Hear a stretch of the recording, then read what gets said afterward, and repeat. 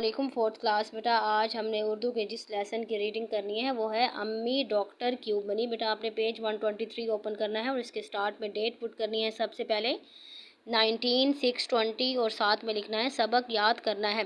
بیٹا یہ دیکھیں، یہ خاص الفاظ لکھے ہوئے ہیں سٹارٹ میں۔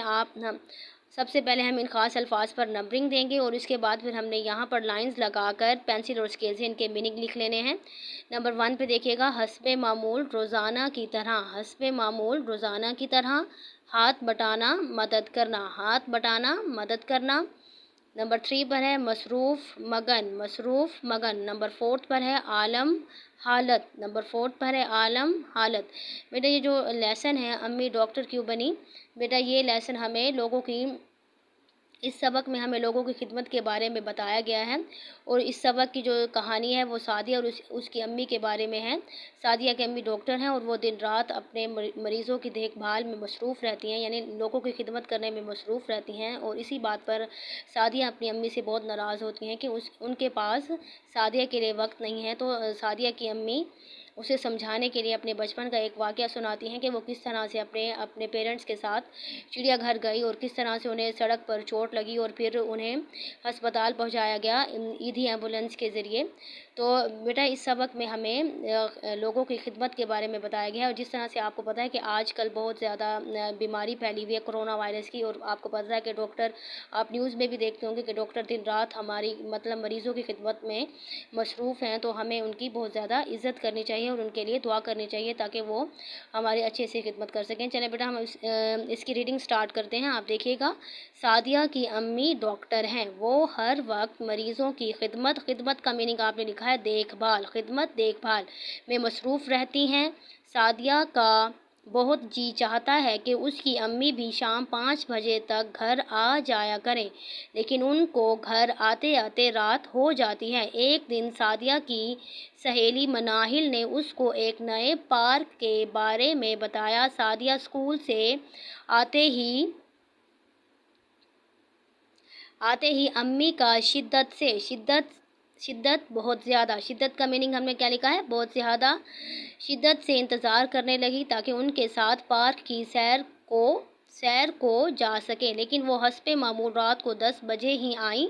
سعدیہ ناراض ہو کر کمرے میں بیٹھی تھی کہ اس کی امی کمرے میں داخل ہوئیں اور اس سے ناراضی کی وجہ پوچھی۔ سعدیہ نے کہا، امی جان، آپ ہمیشہ رات گئے تک کام کرتی ہیں، میرا دل چاہتا ہے کہ آپ سے باتیں کروں، لیکن آپ ہمیشہ اپنے مریضوں کے علاج میں مصروف رہتی ہیں۔ مصروف کا ہم نے میننگ کیا لکھنا ہے، مگن، مصروف مگن۔ بیٹا پیج ٹرن کیجیے گا 124۔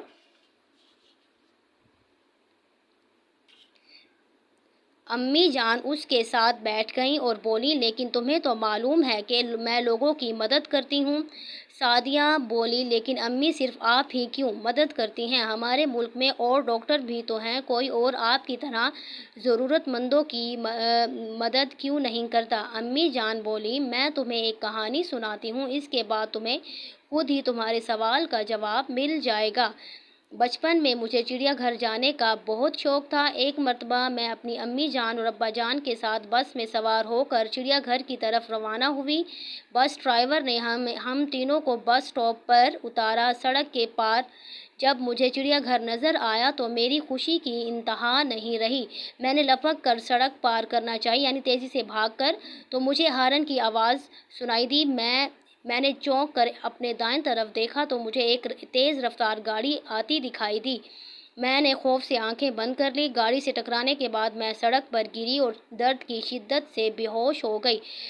جب میری آنکھ کھلی تو میں نے اپنے آپ کو ہسپتال میں پایا۔ میرے سر پر پٹی بندھی ہوئی تھی۔ قریب ہی میرے امی ابا پریشانی کے حالت میں، حالت کا میننگ آپ نے لکھا ہے پریشانی کے عالم میں، عالم کا میننگ لکھا ہے حالت، ابا پریشانی کے عالم میں کھڑے ایک ڈاکٹر سے بات کر رہے تھے۔ میرے کان میں ڈاکٹر صاحب کی آواز پڑی کہ اگر ایدھی ایمبولینس نہ آتی تو خون زیادہ بہنے کی وجہ سے میری جان بچانا مشکل ہو جاتی.